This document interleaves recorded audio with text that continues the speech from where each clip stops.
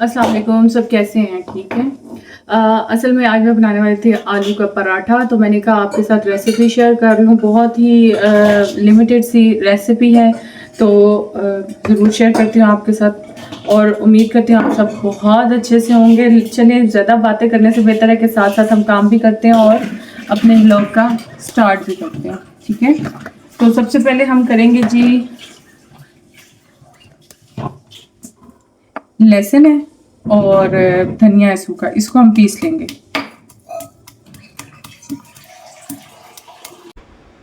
तो अच्छी तरह से हम लहसुन और सूखा धनिया पीस लेंगे। और इसके इंग्रेडिएंट्स बहुत आसान है, इतना मुश्किल नहीं है।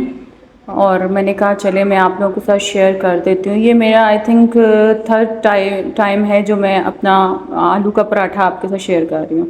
अब हम लेंगे ऑनियन और उसके साथ ही हम ग्रीन चिली ऐड कर देंगे, इसमें थोड़ा सा पुदीना ऐड कर देंगे, थोड़ा सा हम धनिया ऐड करके अच्छी तरह से थोड़ा बारीक इसलिए काटती हूँ ताकि जल्दी बारीक हो जाए। और उसके बाद आप इसको चॉप कर लें अच्छी तरह से। जब चॉप हो जाए और उसके बाद आपने बॉयल पोटैटोज़ लेने हैं, उनको किसी भी स्पून की मदद से आपने इसको अच्छी तरह से दरदरा मैश करना है। आपने बिल्कुल इसको नहीं पीसना, लाइक कि हमने कटलेट्स नहीं बनाने, थोड़ा इसका फ्लेवर आना चाहिए, थोड़ा मोटा मोटा होना चाहिए। अच्छा, ये हम लोगों ने दरदरा सा कर दिया है। ठीक है, अच्छी तरह से आप देखिएगा कोई मोटा पोटैटो ना हो बीच में, क्योंकि उसकी वजह से पराठा टूटने का डर होता है। चले जी, ये हम लोगों ने बहुत ही अच्छे तरीके से कर दिया सारा।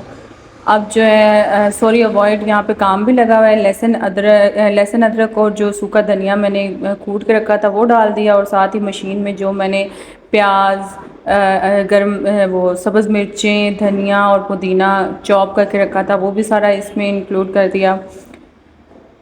इसके बाद हम लोग इसमें कुछ ड्राई मसाले डालेंगे, जैसे सॉल्ट हो गया। इसके साथ ही हम डाल देंगे इसमें दरदरा मिर्च, मोटी मिर्च, लाल वाली, अक्सर घरों में पाई जाती है। और इसके अलावा लाल मिर्च मेरे डालने का इरादा था, फिर मैंने इसको स्किप कर दिया क्योंकि ग्रीन चिली भी हो गई थी और दरदरा मिर्च भी, तो मुझे लगा स्पाइस तेज़ ना हो जाए। इसके बाद मैंने अजवाइन थोड़ी सी डाल दी और इसको अच्छी तरह से मिक्स कर लिया ताकि सारे जो हैं मसाले एक साथ हो जाएं। उसके बाद मैंने हैंड वॉश किया और मुझे याद आया कि मैंने इसमें थोड़ा सा दाना भी ऐड करना है टू टेस्ट, तो मैंने अनार दाना भी ऐड कर लिया। अब हम नेक्स्ट स्टार्ट करते हैं। हमने बर्नर लगा दिया है। अब हम अच्छी सी लोइयाँ तैयार करेंगी आटे की। छोटी छोटी लोइयाँ तैयार करने के बाद जो है उसमें हम इसको भरेंगे।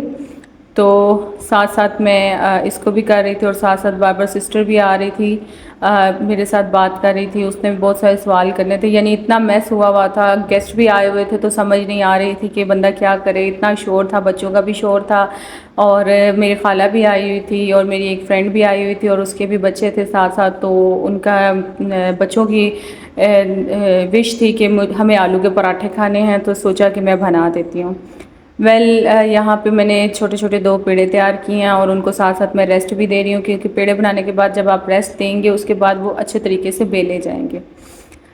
तो यहाँ मैं अब पेड़ों को बेल रही हूँ और साथ साथ जो है मैं सिस्टर के साथ भी बातें कर रही हूँ। साथ साथ जो है मैं अपने काम की तरफ भी तवज्जो दे रही हूँ। वो आके बार बार पूछ रही थी कितनी देर है, कितनी देर है, कितनी देर है। तो मैं एक ही बात बोल रही थी, भाई जितनी देर में वो पक के तैयार हो जाएगा उतनी ही देर लगेगी।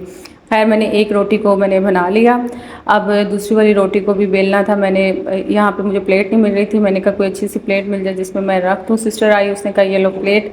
तुम्हें आज कुछ भी नहीं मिलेगा, जब तुम्हारे ऊपर बर्डन हो जाता है मेहमानों वगैरह का तो तुम्हें कोई भी काम समझ नहीं आता। खैर, मैंने दूसरी लोई भी ले ली और उसको भी बेलना स्टार्ट कर दिया और मैंने बिल्कुल उसी के बराबर करना था, लेकिन मेरा जो है खुश्का यहाँ पे ख़त्म हो गया था। मैंने कहा खुश्का ले लूँ। यहाँ पे मैंने दोनों लोइयों को एक साथ ही बेलना था, लेकिन मुझे समझ ही नहीं आई बात में, और साथ में सैलेड वगैरह काट रही थी और साथ ही मैं और काम भी करे जा रही थी ना, तो इस वजह से मुझे समझ नहीं आई थी मैं करूँ तो करूँ क्या। फिर उसके बाद मैंने थोड़ा सा पानी पास रख लिया, क्योंकि इसको अच्छी तरह से पेस्ट करने के लिए थोड़ा पानी होना ज़रूरी है, क्योंकि बाज़ दफ़ा ऐसा होता है कि साइडों से हवा भरने की वजह से पराठे खुल जाते हैं ना।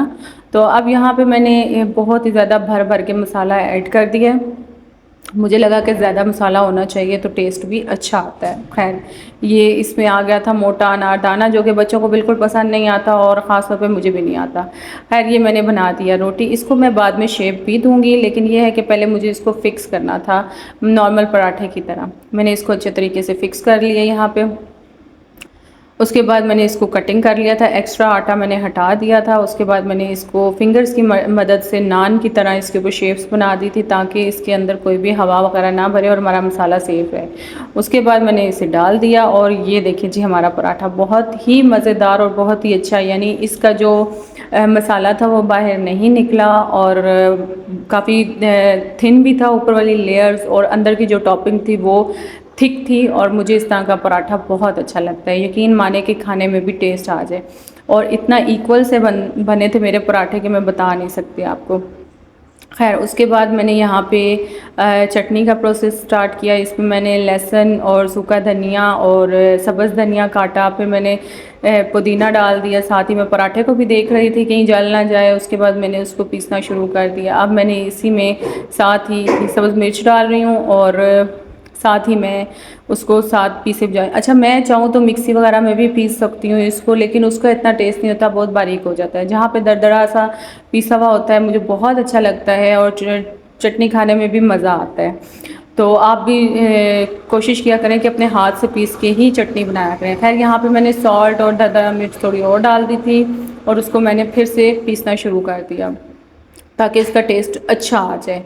खैर, साथ साथ मैं अपना पराठा भी देखे जा रही थी कि पराठे में कोई देखिए कितने मज़े का कलर आ चुका है ना इसमें माशाल्लाह से। और मिसम बाबा कह रहा था कि मुझे भी आलू पराठा खाना है। ये देखिए जी, हमारा पराठा तो रेडी हो चुका है। अब आ गई है चटनी की बारी। बर्नर को मैंने ऑफ़ कर दिया। मैंने कहा जल्दी से पहले चटनी को कूट लेते हैं, फिर तो आपको पता है कि पराठे एक के बाद एक बनाना शुरू करे बंदा तो ख़त्म ही नहीं होता, और खाने वाले कहते हैं कि बस बनाते जाओ हम खाते जाएंगे।